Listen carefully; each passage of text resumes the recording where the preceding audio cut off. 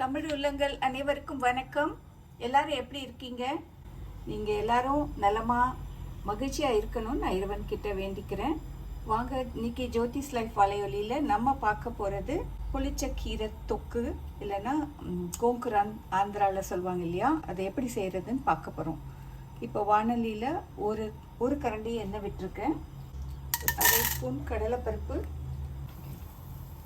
அரை ஸ்பூன் உளுத்தம்பருப்பு, ஒரு 10 மிளகாய், காய்ந்த மிளகாய் முதல்ல நல்லா பொன்னிறமாக வறுத்துக்கணும். இந்த தொக்கு எப்போவுமே நல்லெண்ணெயில் தான் செய்யணும். ஒரு சின்ன உருண்டை புளி எடுத்திருக்கேன், இதையும் அதில் வறுத்துக்கிறேன். இது ஒரு கட்டு புளிச்சக்கீரை.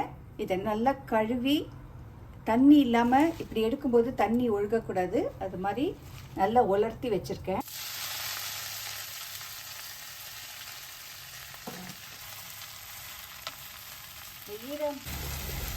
இந்த அளவுக்கு நல்லா வதக்கி எடுத்துக்கணும். அதில் ஈரப்பதம் எல்லாம் போயிடுச்சு பாருங்க. இது அரைக்கும் போதும் நம்ம தண்ணி சேர்க்கக்கூடாது, அதனால இந்த அளவுக்கு இருக்கணும்.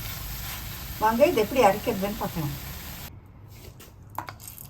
புளி, உளுத்தம் பருப்பு, துவரம் பருப்பு, காஞ்ச மிளகாய்.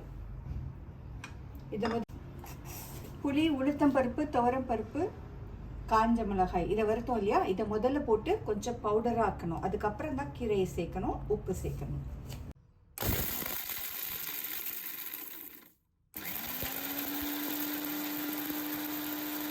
ஒரு அரை ஸ்பூன் உப்பு போடுறேன். தேவையான அளவு உப்பு சேர்த்து இதை தண்ணி ஊற்றாம அரைச்சி எடுக்கணும்.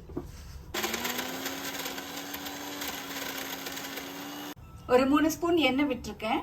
இது நல்லெண்ணெய் தான் விட்டுருக்கேன். நல்லெண்ணெயில் செஞ்சாதான் இன்னும் சுவை அதிகமாக இருக்கும். எண்ணெயும் அதிகமாக தேவைப்படும், அதனால தாராளமாக எண்ணெய் விடுங்க. ஜீரகம், ஒரு ஸ்பூன் கடுகு, பெருங்காயம். கடுகு பொரிஞ்ச உடனே பூண்டு சேர்க்குறோம். ஒரு 10 பல் பூண்டை சீவி வச்சுருக்கேன்.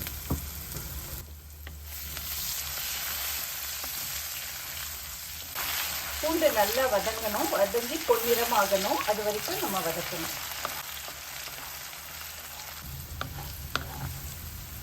இந்த மாதிரி பொன்னிறமாக வறுபடணும், அப்போ தான் ருசியாக இருக்கும். பச்சை பூண்டு அப்புறம் பல்லில் பட்டா ஒரு மாதிரி சுவை மாறும். இந்த நேரத்தில் நம்ம அரைச்சி வச்சிருக்கிற அந்த புளிச்சக்கீரை தொக்கு, அந்த பேஸ்ட்டை நம்ம உள்ளே சேர்க்குறோம்.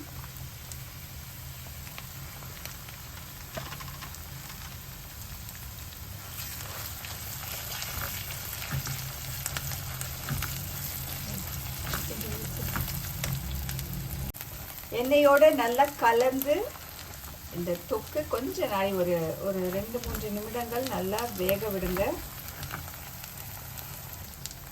எண்ணெயெல்லாம் பிரிஞ்சு மேலே வரும். அந்த நேரத்தில் நம்ம தொக்கு நம்ம அடுப்புலேருந்து எடுத்துடலாம். இந்த எண்ணெய் நம்ம போட்ட எண்ணெயெல்லாம் மேலே பிரிஞ்சு வந்துடுச்சு. இப்போ இந்த நேரத்தில் அடுப்பு அணைச்சிடலாம். இந்த தொக்கு தயாராகிடுச்சு. இந்த தொக்கு ஆறின பிறகு நீங்கள் ஒரு கண்ணாடி பாட்டிலில் எடுத்து நீங்கள் ஐஸ் பெட்டியில் வைக்கலாம். இது 2-3 நாளைக்கு கெடாமல் இருக்கும். இது சப்பாத்தி, பரோட்டா, தயிர் சாதம் இதோட கலந்து சாப்பிட்றதுக்கு இது ரொம்ப ருசியாக இருக்கும். இந்த வலையொலி, இந்த காணொலி உங்களுக்கு பிடிச்சிருந்தா நீங்கள் பின்தொடரலாம், உங்கள் கருத்துக்களை பதிவிடலாம். இந்த காணொலி பார்த்ததற்கு ரொம்ப நன்றி. வணக்கம்.